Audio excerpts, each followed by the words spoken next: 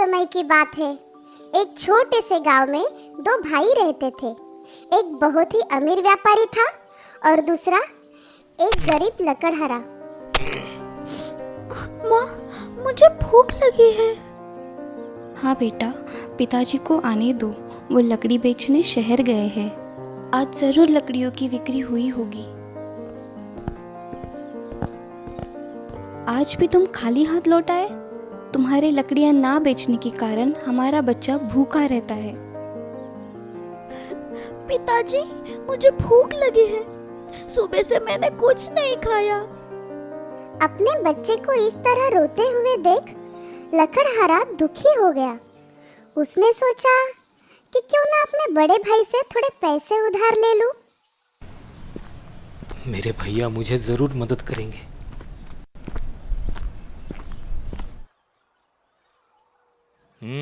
फिर आ गए तुम। अब क्या चाहिए तुम्हें? भैया, क्या आप मुझे थोड़े पैसे उधार दे सकते हो? मेरा बच्चा सुबह से भूखा है और आज मैं बाजार में एक भी लकड़ी नहीं बेच पाया। तुम एक आलसी इंसान हो जो मेहनत नहीं करना चाहता। तुम ये झूठी कहानी बनाना बंद करो। मैं सच कह रहा हूँ, मेरा यकीन कीजिए। मुझे तुम्हारी कोई बात नहीं सुननी। निकल जाओ मेरे घर से। लकड़हारा अपने घर खाली हाथ वापस नहीं जाना चाहता था। इसीलिए उसने सोचा क्यों ना जंगल में जाकर थोड़े से फल ढूंढ कर ले आए। जंगल में खाने की तलाश करते हुए उसने एक बूढ़े आदमी को देखा जो लकड़ियों का गट्ठा उठाने की कोशिश कर रहा था। सुनिए, मैं आपकी लकड़ियां उठाने में मदद कर देता हूँ।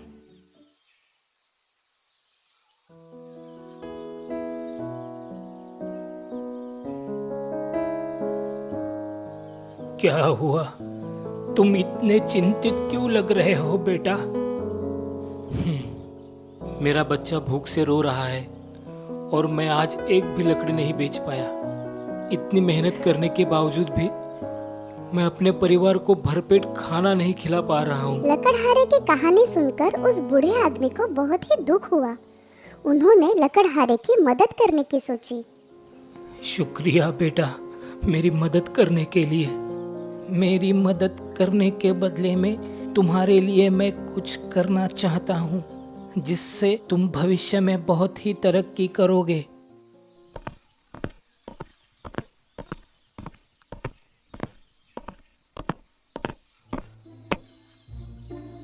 मैं तुम्हें ये रोटी की टोकरी दे रहा हूँ।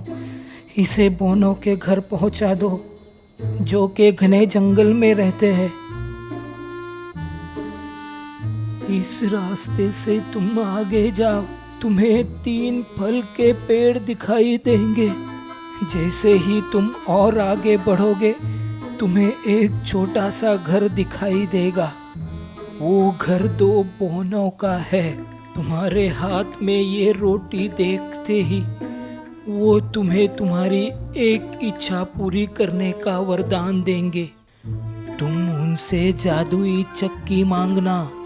जादुई चक्की? हाँ, वही तुम्हारे तकलीफों को दूर करेगी। लकड़हारे ने बूढ़े आदमी का शुक्रिया अदा किया और बोनो के घर के लिए निकल गया।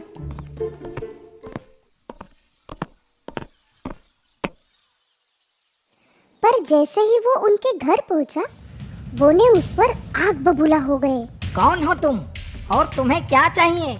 हमारे घर से चले जाओ। मैं गलत घर आ गया। यहाँ एक व्यापारी रहता है, मैं उनके घर जाना चाहता था। रुको, इसके पास रोटी की टोकरी है। ये टोकरी तुम हमें दे दो। मैं ये रोटी नहीं दे सकता, ये मेरी मेहनत का फल है। तुम हमें ये टोकरी दे दो, हम इसके बदले में तुम्हें बहुत सारे पैसे देंगे।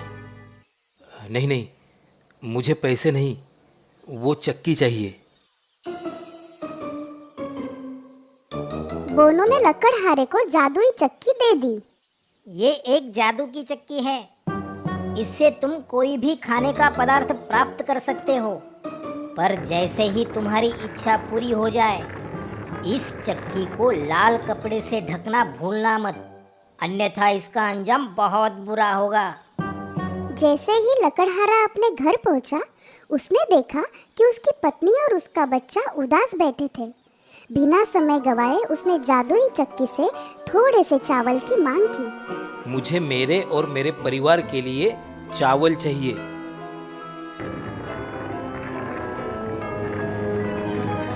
और उस जादुई चक्की ने उसकी ये मांग तुरंत पूरी कर दी।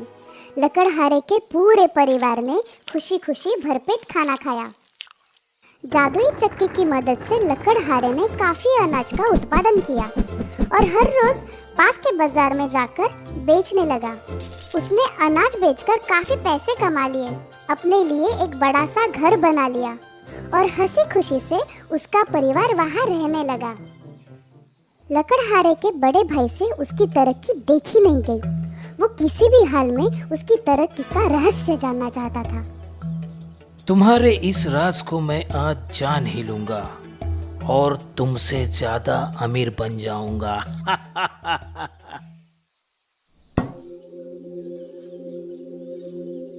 ए जादुई चक्की, मुझे 5 बोरी चावल दे दो।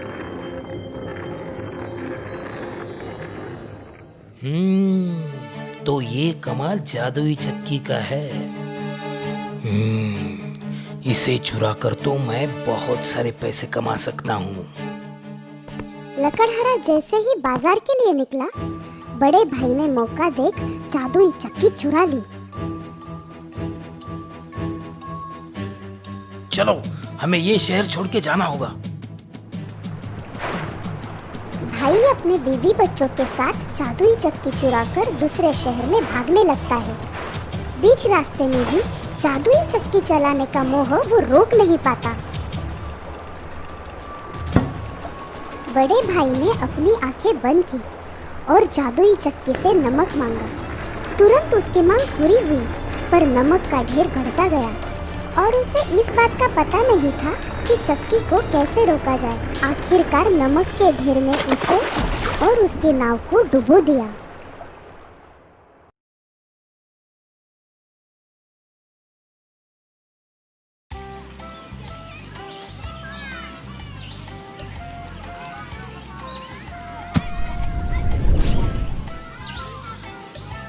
बाय विशाल, कल मिलते हैं। हाँ, बाय रवि, बाय परेश। रवि चल यार निकलते हैं, मुझे मेरी मॉम के लिए गिफ्ट लेना है। क्यों? आंटी का बर्थडे तो मार्च में होता है ना? अरे कल मदर्स डे है ना। ओह सॉरी, मैं तो भूल ही गया था। तो अपनी माँ से नाराज है ना? रवि और परेश की बात उनके स्पोर्ट्स टीचर विक्रम ने सुनी है। वो दोनों के पास आते हैं। क्यों भाई, कौन किससे नाराज है? कहीं गर्लफ्रेंड वर्लफ्रेंड का चक्कर तो नहीं? नो सर, ऐसी कोई बात नहीं। वो दरअसल रवि अपने कजिन के घर शिफ्ट हुआ है ना। ओह, एनीथिंग सीरियस? नो सर, बस ऐसे ही। माँ के साथ मेरा झगड़ा हुआ था। बेवजह बहुत खरी खोटी सुनाई उन्होंने मुझे। बस तब से आंटी से ना मिलने की कसम खाई है इसने सर। मैं तो समझा समझा के थक गया। परेश की बात सुनकर विक्रम सोच में पड़ जाता है। बाय द वे रवि, क्या आज मैं तुमसे गुरु दक्षिणा मांग सकता हूँ? हाँ सर, क्यों नहीं? विक्रम पास ही पड़ा एक बड़ा पत्थर उठा के लाते हैं और अपने टॉवेल से उसे रवि के पेट पे कस के बांध देते हैं। परेश और रवि आश्चर्य से एक दूसरे को देखते हैं। सर, ये पत्थर आपने रवि के पेट पर क्यों बांधा है? कल बताता हूँ। रवि, आज की पूरी रात और कल का पूरा दिन तुम इस पत्थर को अपने बॉडी से अलग नहीं करोगे। याद रहे, बस यही मेरी गुरु दक्षिणा है, समझो। विक्रम के जाने के बाद रवि और परेश अपने अपने घर चले जाते हैं। रवि पूरी रात पत्थर को लिए घर में काम करने की कोशिश करता है, सोने की कोशिश करता है, लेकिन उसे बहुत मुश्किल होती है। ये कैसी गुरु दक्षिणा मांगी सर ने। बहुत तकलीफ हो रही है। ना ठीक से खाना खा सकता हूँ, ना सो पाता हूँ। दूसरे दिन रवि और परेश ग्राउंड पर फुटबॉल की प्रैक्टिस के लिए पहुंच जाते हैं। रवि की हालत देख परेश परेशान हो जाता है। वो रवि को बैठने उठने में मदद करता है। रवि, वो देखो सर आ रहे हैं। बस अब तुम्हें छुट्टी मिल जाएगी। होप सो यार। इस 3 किलो के पत्थर ने हालत खराब कर दी है मेरी। हेलो बॉयज, कैसे हो रवि? बिल्कुल ठीक नहीं सर। क्या अब मैं इस पत्थर को निकाल दूं? नहीं, अभी मेरी गुरु दक्षिणा पूरी नहीं हुई है। एक काम करो, इस ग्राउंड के 3 राउंड लगाओ। रवि बड़ी कठिनाई से ग्राउंड के चक्कर लगाने लगता है। लेकिन दूसरा राउंड शुरू होते ही चक्कर आके नीचे गिर जाता है। रवि, पानी पी लो।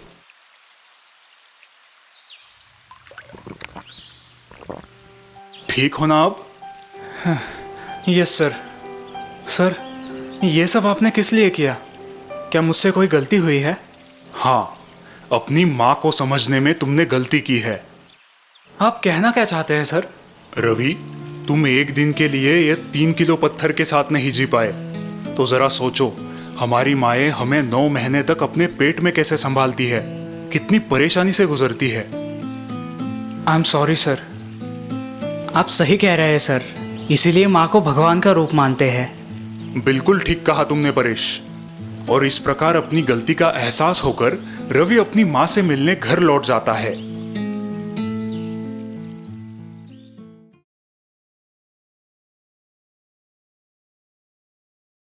कुछ साल पहले रामपुर में हरिया अपने परिवार के साथ रहता था। वो अपना छोटा खेत बो के परिवार की परवरिश किया करता था। उसका छोटा भाई कृष्णा खेती के काम में उसकी कोई मदद नहीं करता, लेकिन कृष्णा एक बहुत ही अच्छा कारपेंटर था। कृष्णा, कृष्णा उठो भाई, सूरज सर पे आया है, कुछ काम वाम नहीं करना तुम्हें? भैया, स्कूल शुरू होने में अभी 1 महीना बाकी है, क्यों परेशान कर रहे हो? सोने दो ना। मुखिया जी सुबह आके गए हैं, वो स्कूल के बेंचेस का काम कब तक होगा पूछ रहे थे। कह देना हो जाएगा, अभी बहुत टाइम है। ये कह के कृष्णा फिर मुंह पे चद्दर ओढ़ के सो जाता है। हरिया को समझ नहीं आ रहा आखिर इसे कैसे समझाए। इसी विचार में हरिया अपने खेत की तरफ निकल पड़ता है। जब वो गांव की नुक्कड़ पे पहुंचता है तब, अरे भाई, सुना है मुखिया जी दूसरे गांव से मिस्त्री बुला रहे हैं? वो तो होने ही वाला था। कृष्णा के भरोसे बैठेंगे तो हो गया सत्यानाश। हाँ, और नहीं तो क्या। हरिया भैया की विश्वसनीयता की वजह से मुखिया जी ने ये इतना अच्छा काम उस आलसी कृष्णा को दिया है। गांव वालों की बातें सुनकर हरिया परेशान हो जाता है, क्योंकि कृष्णा की गैर जिम्मेदारी की वजह से अच्छा खासा पैसे देने वाला काम खोने के लक्षण नजर आते हैं। क्या करूं इस लड़के का समझ नहीं आता। भगवान ने हुनर तो दिया है, लेकिन इसका यह आलसीपन। हरिया थका हारा रात को घर लौटता है। उसकी बीवी उसे खाना परोसती है। बीवी से पता चलता है कि कृष्णा दोपहर 3 बजे उठा और बिना नहाए धोए दोस्तों से मिलने बाहर चला गया है। अच्छा, यानी आज भी स्कूल नहीं गया। इतना काम पड़ा है, लेकिन इस लड़के के दिमाग में भूसा भरा है। और आज जाते समय रात के भोजन में केरी का अचार बनाने के लिए बोल के गए हैं। बीवी की बातें सुनते ही हरिया के दिमाग में एक कल्पना आती है। वो बीवी से नींबू मांग के लेता है और बाहर आंगन में जाके बैठ जाता है। भाभी, जल्दी खाना परसो, बहुत भूख लगी है। और हाँ, कैरी का अचार भी देना। केरी का अचार बाहर आंगन में आपके भैया बना रहे हैं। कृष्णा बाहर आता है और हरिया को नींबू के बीज के साथ बैठा देख चकित होता है। भैया, ये नींबू के बीज के साथ क्यों बैठे हो? तुम्हारे लिए कैरी का अचार बना रहा हूँ। भैया, आप ठीक तो है? नींबू के बीज से आप कैरी उगाओगे? हाँ, क्यों नहीं उगेगी? भैया, आप ही ने सिखाया है ना, जो बोओगे वही पाओगे। फिर तभी मुखिया जी का आदमी वहां आता है और कृष्णा को बताता है कि मुखिया जी ने स्कूल के काम के लिए नए कारपेंटर को बुलाया है, अब उसे स्कूल आने की जरूरत नहीं। अरे मुखिया जी, ऐसे कैसे कर सकते हैं? मेरे जैसा एक्सपर्ट कारपेंटर उन्हें आजू बाजू के 10 गांवों में नहीं मिलेगा। वो आप उनसे जाके बोलिए, चलता हूँ। अच्छा खासा काम हाथ से जाने की वजह से कृष्णा बहुत दुखी होता है। कृष्णा, अब दुखी होने से कोई फायदा नहीं है। जो जैसा बोता है वैसा ही फल पाता है। तुमने अपने आलसी स्वभाव के कारण इतना अच्छा पैसे कमाने का मौका खो दिया है। भैया, मुझे माफ कर दीजिए, आगे से ऐसा कभी नहीं होगा। ठीक है कृष्णा, देर से आए दुरुस्त आए, आगे से ख्याल रखना। तो इस प्रकार देर से ही सही कृष्णा की आंखें खुल जाती है और वो आगे से खूब मेहनत करने का वादा हरिया को देता है।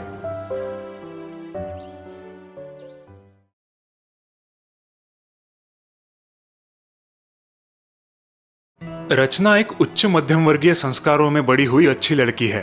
कॉलेज की पढ़ाई खत्म होते ही रचना को बैंक में जॉब मिल जाती है। बैंक घर से 2 घंटे की दूरी पर है और रचना बस या ट्रेन से काम पर जाया करती है। रचना, आज तुम्हें 2 रोटी ज्यादा दी है। शाम को बैंक से निकलते वक्त चाय या कॉफी के साथ खा लेना और भूलना मत। हाँ माँ, थैंक यू। वैसे भी 6 बजे के बाद पेट में चूहे दौड़ने लगते हैं। हाँ हाँ पता है, बिल्कुल अपने पापा पे गई हो, उन्हें भी भूख बर्दाश्त नहीं होती। रचना के बैंक आने जाने वाले रास्ते पे आज उसे एक जवान गरीब औरत भीख मांगते नजर आती है। औरत की हालत काफी खराब है, बहुत दिनों से जैसे उसने अन्न का एक भी निवाला न खाया हो। रचना का मन पिघल जाता है। कुछ खाने को दो भाई, 5 दिन से कुछ नहीं खाया है। बहन कुछ पैसे दे दो, दादा कुछ खाने को दे दो, गरीब पर दया करो। ओह, इस औरत की हालत तो बहुत खराब है। रचना बैंक पहुंचकर अपने काम में जुट जाती है। हमेशा की तरह बैंक का कामकाज चालू है। अब रचना उस गरीब औरत के बारे में भूल चुकी है। जैसे ही शाम के 6 बजते हैं, रचना को बहुत भूख लगती है। रचना डिब्बे में से माँ ने दी हुई एक्स्ट्रा रोटियां निकालती है, लेकिन तभी उसे उस गरीब औरत की याद आती है और वो रोटियां वापस डिब्बे में रख देती है। पता नहीं उस बेचारी औरत को कुछ खाने के लिए मिला भी होगा या नहीं। रचना अब घर लौट रही है, लेकिन उसकी नजर उस गरीब औरत को ढूंढ रही है। जैसे ही वो औरत उसे नजर आती है, रचना अपनी बैग से रोटी के रोल निकाल के उसे दे देती है। बहुत दिनों की भूखी औरत जल्दी जल्दी रचना के दिए हुए रोटी के रोल खत्म कर देती है। उसके चेहरे की मुस्कान देख के रचना खुश हो जाती है। माँ, कल से मुझे 1 रोटी ज्यादा देना। और 1 रोटी? ऑलरेडी तो 2 एक्स्ट्रा रोटी दे रही हूँ बेटा, क्या वो कम पड़ रही है? अरे नहीं माँ, वो आज रास्ते में मुझे एक बहुत गरीब औरत दिखाई दी। भूख से तिलमिला रही थी बेचारी। तो तुमने उसे अपनी एक्स्ट्रा रोटी दे दी? चलो ठीक है, पुण्य मिलेगा। मैं कल से 1 रोटी और दिया करूंगी। अब रोज ये सिलसिला शुरू हो जाता है। रोज माँ रचना को 1 रोटी एक्स्ट्रा दे देती और रचना बैंक जाते वक्त वो उस गरीब औरत को दे देती। औरत को खुश देख रचना को सुकून मिलता। एक दिन रचना के पिताजी टूर से लौटते हैं। क्यों भाई, हमारी बेटी इतनी दुबली कैसे हो गई 8 दिनों में? लगता है माँ तुम्हें ठीक से खाना नहीं खिला रही। पूछ लीजिए ना अपनी लाडली को। क्यों बेटा, माँ तुम्हें ठीक से खाना नहीं खिलाती है क्या? नहीं पापा, माँ तो आजकल एक्स्ट्रा टिफिन दे रही है। तो फिर इतनी दुबली पतली क्यों लग रही हो? और अब पिताजी को रचना के हर रोज के किए जाने वाले अन्नदान के बारे में पता चलता है। वो रचना को अपने पास बिठाते हैं। देखो बेटा, एक आध बार किसी को खाना खिलाना, मदद करना ठीक है, लेकिन क्या पापा? मुझे तो लगा आप मेरी कहानी सुनकर मुझे शाबाशी दोगे। बिल्कुल देता, अगर तुम उस गरीब औरत को रोटी खिलाने के बजाय रोटी कमाना सिखाती। पिताजी की बात सुनकर रचना और उसकी माँ कंफ्यूज्ड हो जाते हैं। लेकिन पापा, आप ही तो कहते हो अन्नदान श्रेष्ठ दान है, फिर आप ऐसा क्यों कह रहे हो? वो इसलिए बेटा, क्योंकि किसी गरीब को तुम 1 आध दिन खाना खिला दोगी, लेकिन जब तुम नहीं रहोगी तब। ये क्या अनाप शनाप बोल रहे हैं जी आप? अरे भाग्यवान, मेरी पूरी बात तो सुन लो। रचना बेटा, किसी शारीरिक तौर पे ठीक ठाक इंसान को बिना मेहनत किए फ्री में रोटी खिलाने से अच्छा है कि तुम उसे रोटी कमाना सिखाओ। लेकिन क्यों पिताजी? हम किसी की मदद करें तो हमें भी तो पुण्य मिलता है। क्योंकि उसे मेहनत करने की आदत हो जाए और तुम नहीं भी रहोगी तो भी वो अपना पेट ईमानदारी से भर सके। आई बात समझ में? रचना अपने पिताजी की बात समझ जाती है और दूसरे दिन। माँ, आज से ये बहन हमारे घर झाड़ू पोछा करे और आपका हाथ बटाए तो चलेगा ना? हाँ हाँ, क्यों नहीं। रचना की सोच और समझ देख के उसके माता पिता खुश हो जाते हैं। वो औरत हाथ जोड़ के उन्हें धन्यवाद कहती है। बहुत बढ़िया बेटा, हमें तुम पर नाज है। थैंक यू पापा। अब ये बहन अपनी रोटी खुद कमाएगी।